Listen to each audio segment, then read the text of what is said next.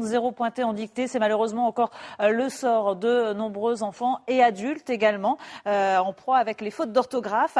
Alors manque de travail, inaptitude et si c'était tout simplement un problème de méthode d'apprentissage. C'est le constat fait par notre invitée que je vais rejoindre tout de suite, la pédagogue Anne-Marie Guignard. Bonjour Anne-Marie, merci d'être avec nous. À l'origine d'une méthode révolutionnaire, orthographe autrement.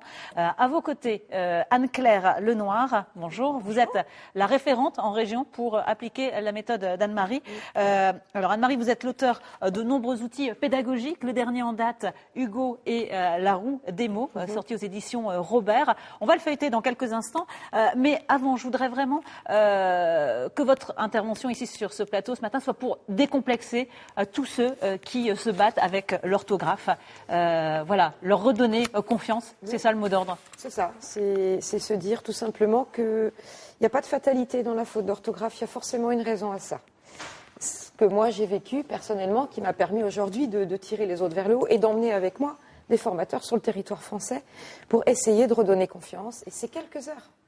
Et grâce à cette méthode, une méthode révolutionnaire, basée sur le ludique, hein, on peut le dire, vous allez expliquer voilà, cette méthode. À la base, c'est Hugo et les rois, être et avoir. C'est un 3 en 1 qui donne un des premiers ouvrages. Voilà. La grammaire, on va dire, sous forme de conte de fées. Voilà. Le premier ouvrage était sorti en 2003. 10 ans plus tard, pour les 10 ans d'Hugo, on a fait un 3 en 1. Et derrière, le Robert attendait avec impatience que je leur livre quelques secrets de la méthode dans les petits cahiers. Voilà, ces petits cahiers qui permettent aux parents d'accompagner les enfants. C'est ça qui est important, c'est que le parent est complètement impliqué. Il n'y a pas de raison qu'il y ait que le petit qui travaille, mais voilà. Il y a une page exprès qui va donner conseil aux parents. Et du coup, l'enfant travaille seul, ce qu'on appelle fait tout seul, ou bien fait à 4 mains. Alors, votre méthode, elle est basée sur... le conte et l'image. Le conte et l'image, et alors plus précisément sur le visuel et sur le faire, en fait. Alors, pour qu'une mémoire se mette en route et que ça bascule dans la mémoire à long terme, il faut activer 3 types de mémorisation, quasi en même temps. J'entends, je vois, je fais. Donc nous, on entend et on s'arrête. Donc j'ai entendu, mémoire auditive. Je vois et je fais, c'est-à-dire quelles questions je vais poser, comment je vais m'en sortir. Voilà, ça c'est. Alors justement, on voit justement des images à l'antenne d'ateliers que vous recevez des jeunes ou des adultes. Oui.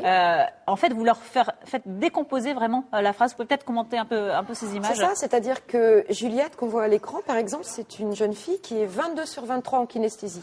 Donc ses yeux et ses oreilles lui servent pas à grand-chose. Si elle ne fait pas, elle est incapable de trouver, par exemple, la réponse à quoi. Je sais pas quelle est la phrase là, mais enfin bon, les cerises que j'ai mangé quoi?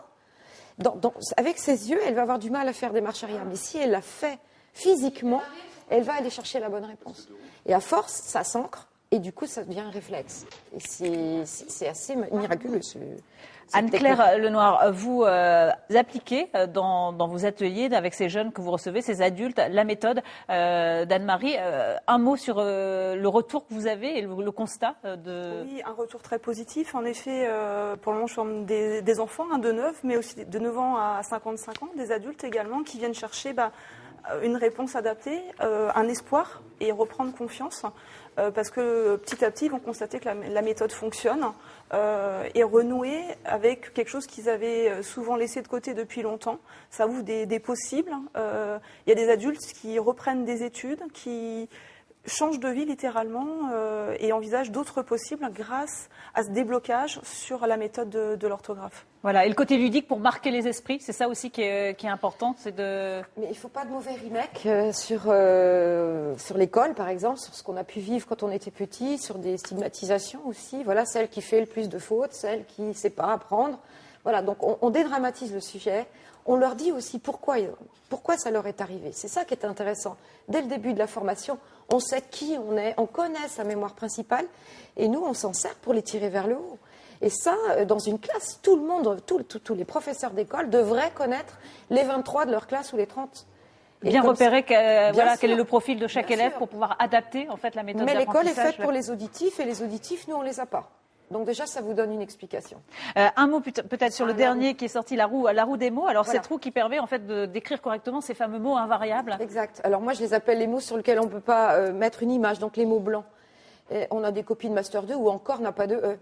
Demain, il va être ingénieur. Donc, à quel moment ça coince et pourquoi? Des mots en liste ne vont pas fonctionner et il y a une quantité de mots à apprendre par jour ou dans un temps imparti. Si on dépasse le chiffre 7, on va mélanger, on ne va pas se rappeler. Donc le cahier est fait vraiment pour accompagner. Et puis tourner en rond dans le sens des aiguilles d'une montre multiplie par 3 les chances de retenir. Et si on associe une couleur, ça va faire marcher, on va dire, la mémoire visuelle. Alors, je prends par exemple le mot dedans, voilà. Dedans, alors c'est en jaune. On cherche la lettre. Non, c'est pas dedans. Alors, j'ai pas mes lunettes, donc je ne vois. si, c'est dedans. Dedans. Voilà, on cherche la lettre qui correspond et on comprend que la lettre finale va être avec un S. Voilà. Et donc, en fait, par le jeu des couleurs, ça marque en fait l'esprit et ce puis, côté il y a le ludique faire. aussi de Voilà. faire, de s'amuser. La recherche du mot par ordre alphabétique, regarder la couleur de fond du mot, faire arriver la lettre avec la même couleur. J'entends, je vois, je fais. Voilà, cette méthode d'apprentissage donc sur le faire, sur le visuel et ce côté ludique. Merci à toutes les deux d'être venues nous en parler. Et donc ces outils pédagogiques que vous pouvez trouver aux éditions Robert pour justement aider les enfants et faire avec eux, parce que c'est ça aussi l'important de cette méthode, c'est accompagner et faire ensemble. Voilà. Merci beaucoup Anne-Marie d'être venue nous en parler ce matin.